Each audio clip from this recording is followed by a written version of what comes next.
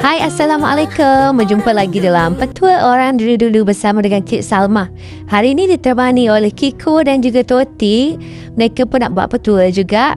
Dan yang pertama, hari ini kita nak buat scrub muka, kunyit dan juga tepung beras pulut untuk awet muda. Jadi kita sediakan beras pulut dan kita basuh dululah beras pulut ni, dan kita letak dalam batu lesung untuk kita tumbuk dia sampai dia halus ya. Kita tumbuk dulu. Bila kita tumbuk menggunakan batu lesung, ia cara tradisional zaman-zaman dulu. Kalau kita blender, dia tak jadi macam zaman dulu lah. Jadi kita gunakan warisan tradisional zaman dulu. Dan ia dah lumat dah sikit ni, kita tumbuk sampai ia betul-betul lumat ya, dan kita scrub dekat muka kita dan menggunakan bahan-bahan yang lain selepas ini lah. Kalau nampak ia kering tu, tambahlah sedikit air demi sedikit.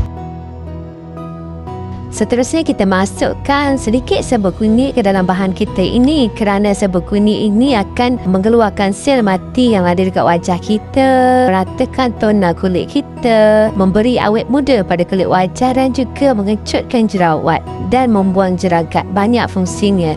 Dan seterusnya masukkan aloe vera gel sedikit saja ke dalam bahan kita ini agar muka kita lembap dan menutupi pori-pori di muka kita tu. Gabungan ketiga-tiga bahan ini adalah sangat berkesan untuk kulit wajah, malah memberi awet muda dan membuang penuaan pada kulit wajah kita. Dan selepas itu kita masukkan sedikit air mawar dan juga madu ke dalam bahan kita ini dan kita tumbuk kembali ya.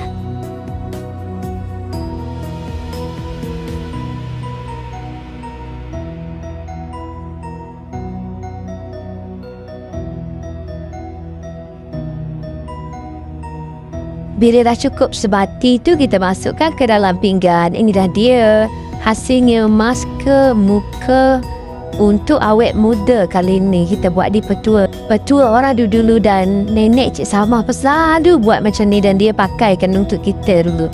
Dan jomlah kita pakai dekat muka kita.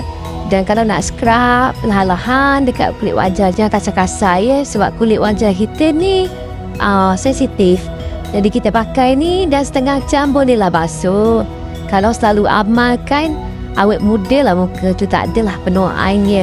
Jadi terima kasih yang sudi bersama dengan Cik Salma. Assalamualaikum. Oh Cik Salma.